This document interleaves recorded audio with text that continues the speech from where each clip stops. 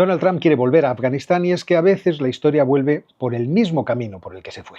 Bagram, la gigantesca base aérea que simbolizó 2 décadas de presencia militar de Estados Unidos en Afganistán, es el nuevo capricho geoestratégico del presidente imperial.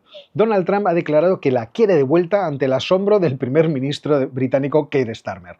Pero no era un desliz. Lo ha vuelto a dejar claro ayer en Truth Social. Si Afganistán no devuelve la base aérea de Bagram a quienes la construyeron, Estados Unidos, va a suceder cosas malas. Presidente DJT. El argumento que soltó en público con Starmer fue que la proximidad de Bagram a instalaciones nucleares chinas le da un gran valor, además obviamente de ser una plataforma de contraterrorismo. La exigencia, inmediata. La realidad sobre el terreno, muy poco probable sin negociar grandes concesiones o sin asumir un coste militar y político gigantesco. Así que volvamos al pasado, veamos qué significa Bagram para Estados Unidos, para China y para la región. ¿Qué pasó allí? ¿Por qué vuelve ahora? ¿Y qué implicaciones tendría intentar reabrir esa pista de hormigón en el siglo XXI? Vamos con ello.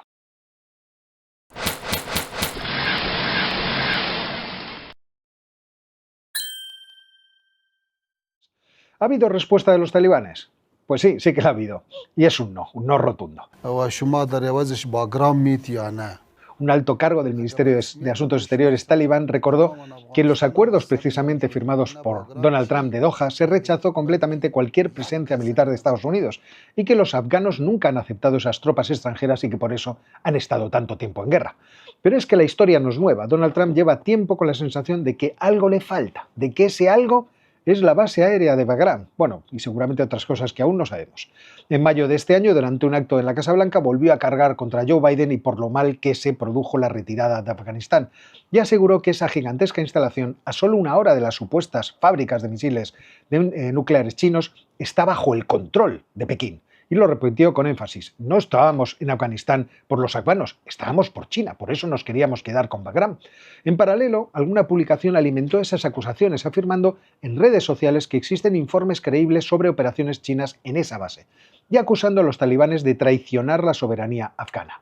Los talibanes corrieron a negarlo y su portavoz insistió en que Bagram está controlada por nosotros y no por China, y recordó que ninguna presencia extranjera iba a ser bienvenida en cualquier caso. Y aquí surge una paradoja. Bagram sigue siendo un símbolo cargado de valor estratégico y político, pero los hechos observables apuntan a que, al menos hasta 2025, esa gigantesca pista y sus hangares han permanecido inactivos. Pero ¿qué importancia ha tenido esta base aérea como para suscitar tanta atención de todo el mundo y en concreto de Donald?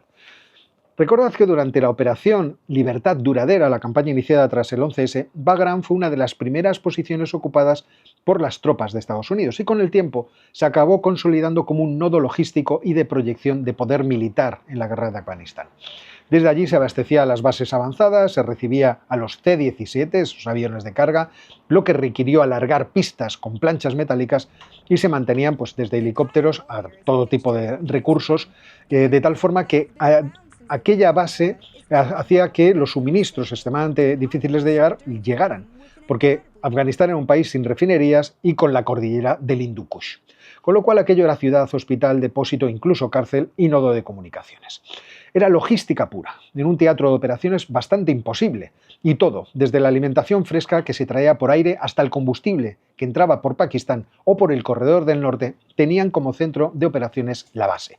Además, la base permitía sostener estrategias de contrainsurgencia, basadas en una infinidad de puestos y bases menores, porque era el puerto de entrada de materiales de construcción, de repuestos, de barreras y de todo tipo de equipos.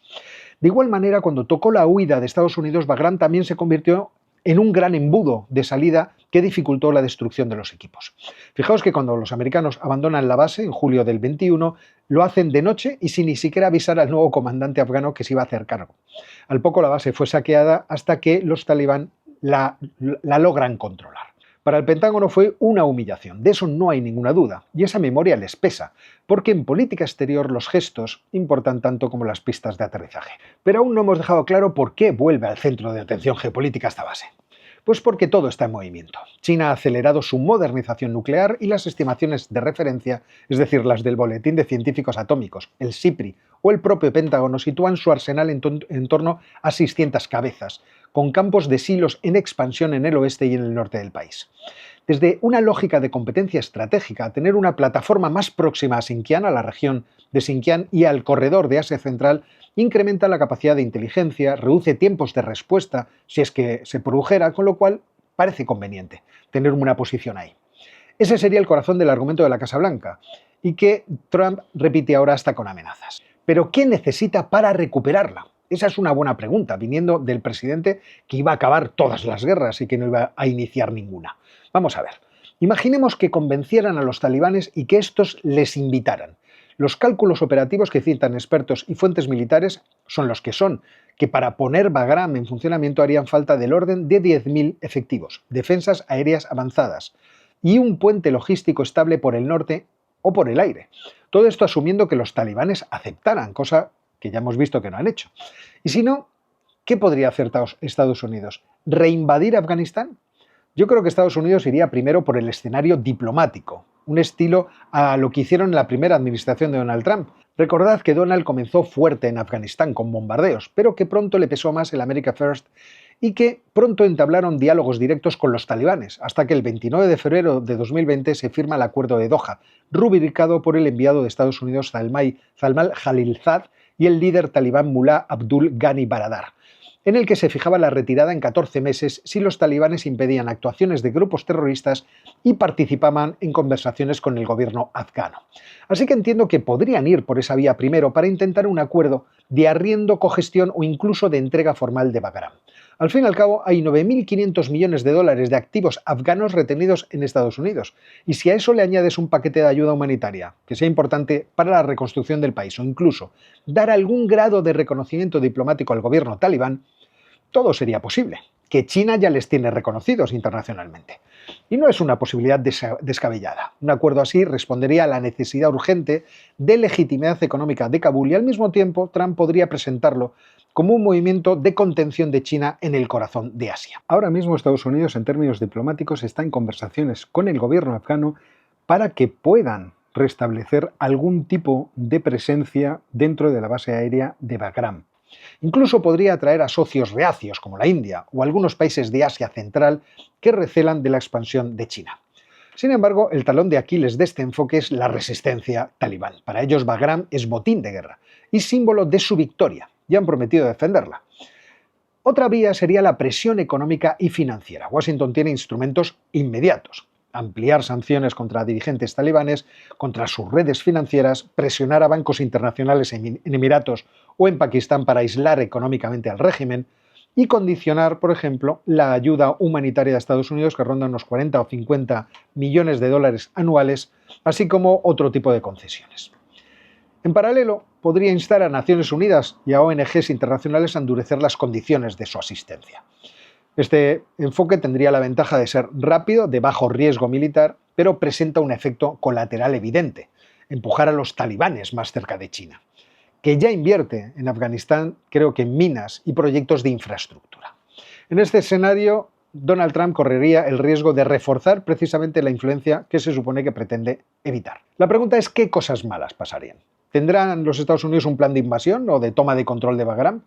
He leído por ahí que alguno piensa en la posibilidad de reinstalar una base dentro de la base con pequeños destacamentos de operaciones especiales, o personarse allí con todo lo necesario utilizando esa pista de 11.800 pies de Bagram para el aterrizaje de todo lo necesario, grandes C-17 cargados de equipos y de tropa. Al fin y al cabo, la infraestructura está preparada para un retorno rápido, pero no sé qué pensarán los expertos en cosas militares. A mí me parece que el coste sería muy alto, aunque fuera porque reabriría un frente de guerra con los talibanes que incluso podría provocar reacciones hostiles de países como Pakistán y desde luego Irán. Mantener la base a salvo, leo que requeriría mantener rutas terrestres también, como la ruta por Pakistán o la red de distribución del norte, a través del Caspio y Asia Central. Ambos caminos caros, vulnerables y políticamente frágiles.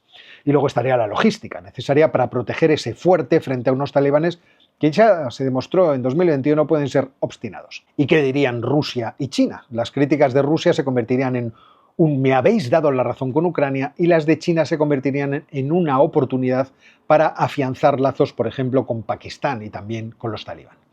Y eso que Pekín tiene intereses en controlar la influencia talibán en su provincia musulmana de Sinkián. Por eso tiene un ojo sobre el corredor de Bajan, afgano, y lo tiene desde el vecino país de Tayikistán a escasos kilómetros de esa franja montañosa.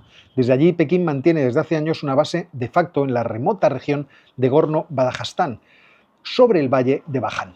Investigaciones del Washington Post y de Radio Free Europe, Radio Liberty, documentaron la presencia de efectivos de la Policía Armada Popular China en Murghab, así como la financiación de nuevas instalaciones para las fuerzas tayicas, que en la práctica quedan bajo uso exclusivo de China.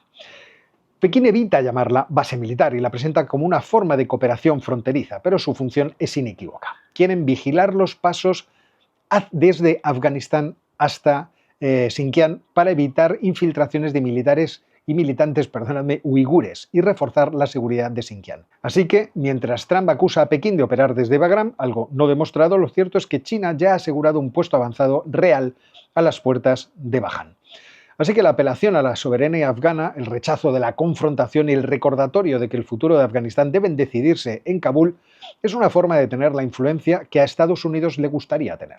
Además de que a China le preocupa que un retorno pacífico de Estados Unidos a Bagram intensifique el cerco estratégico sobre Xinjiang, que contagie inestabilidad al corredor del Bajan, en plena construcción de la carretera hacia Badajstán, y que reanime dinámicas de competencia en Asia Central que Pekín, pero también Moscú, preferirían ordenar ellos solos, sin la presencia molesta de un tercero. Pero quizá la pregunta del millón es, ¿qué narices quiere sacar Estados Unidos de tener presencia en Bagram? Bueno, en parte ya lo he dicho, Washington quiere tener una palanca de disuasión frente a China en el flanco occidental de su espacio estratégico, porque la base no apunta a Pekín, pero mejora la posición de Estados Unidos para controlar lo que pasa desde Xinjiang y qué ocurre en los corredores hacia Pakistán y Asia Central. En segundo lugar, es una plataforma útil de lucha contra el Estado Islámico de la provincia de Jorasán, que son también enemigos de los talibanes. Es una posición cercana a Irán, y eso también es interesante, proyecta poder en Centroasia y finalmente sería un símbolo para Donald que atacaría el legado de Biden, revirtiendo la foto de la huida militar americana en 2021. Vamos, que corregiría el relato de la derrota. Así creo yo que se entiende la insistencia de Donald Trump en vincular Bagram a China y a la seguridad nacional de Estados Unidos.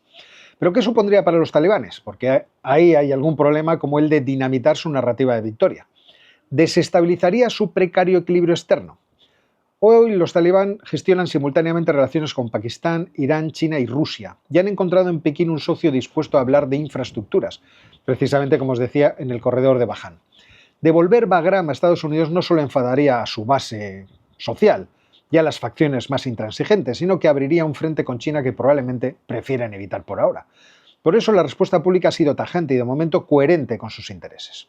En conclusión, el valor estratégico de Bagram existe, pero es mucho menor, creo yo, que el precio político, militar y logístico de reabrirlo. Sobre todo de reabrirlo sin una arquitectura diplomática que mantenga esa posición estable. Lo que pasa porque los talibanes acepten y, por ejemplo, algún vecino como Pakistán.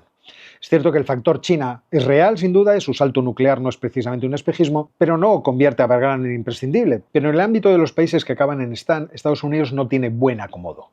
Tuvo bases temporales, una en Uzbekistán que cerró en 2005 y otra en Kirguistán que cerró en 2014, cuando las tropas extranjeras invadieron Afganistán en 2001 y derrocaron 5 años de gobierno talibán, con la ayuda en parte de Rusia y de China, que apoyaron la misión de Estados Unidos y de la OTAN. Recordemos que Putin ignoró objeciones de sus mandos militares y autorizó a Estados Unidos a establecer las bases temporales en ambos países centroasiáticos, porque sin su logística no podrían haber hecho nada los Estados Unidos allí. Y China no apoyó directamente, pero expresó pleno apoyo a la lucha de Estados Unidos contra el terrorismo y prometió cooperación estrecha en aspectos financieros como el congelamiento de activos terroristas. Y fijaos que Estados Unidos consideró seriamente las opciones de Tayikistán, Uzbekistán y Kirguistán después de 2021, pero que no tuvo éxito debido a las resistencias locales y geopolíticas. En 2025 el enfoque es en cooperación no militar o temporal de estos países, pero no hay planes para nuevas bases. Así que, como veis, Estados Unidos tiene muy difícil el poder encontrar ubicación y acomodo en toda esa región. Ningún país parece que está deseando recibirle, y menos los talibán. Y así está la cuestión, y esto es lo que os puedo contar. Un placer como siempre, busco la puerta de salida y nos vemos muy pronto.